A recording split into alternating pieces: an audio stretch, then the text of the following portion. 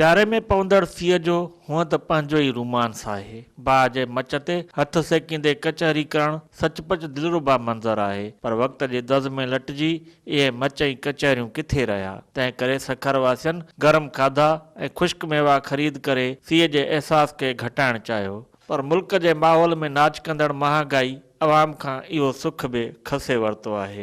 ख़ुश्क मेवो विकिरो कंदड़ तोड़े ख़रीद कंदड़ चवनि था त ड्राई फ्रूट जा जेके रेट आहिनि न, वफ़ाक़ी हुकूमत जे हिसाब सां जेका रेट वधाया विया आहिनि, जंहिंजे करे माना ग़रीब गुरबो उहे उन्हनि जी ख़रीद करण खां माना बेपोच। 20 रुपया किलो खर्चा पे आता है, 1 किलो पे 20 रुपया। कोई 88 इधर तक लाता है, 10,000 15,000 इतना लगता है, 12,000 800 600 500 इतना कमाता है। महंगाई है इस वजह से। हे जेके हाणे तव्हां बाज़ार में शयूं ॾिसो था, हे त इलाही महांगियूं थी वियूं आहिनि। सिर्फ़ु इंसान जेको आहे को वॾी पहुच वारा अचनि था, हिते बीहनि था 2-3 मिंट 5 मिंट हिन सां ॻाल्हाइनि था, जेको माना रेट सम्झनि था।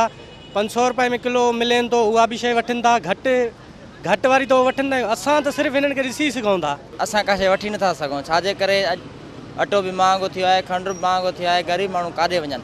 हर शइ हे शयूं जेके आहिनि उहो ॾिसी सघे थो, बाक़ी वठी कुझु बि नथो सघे।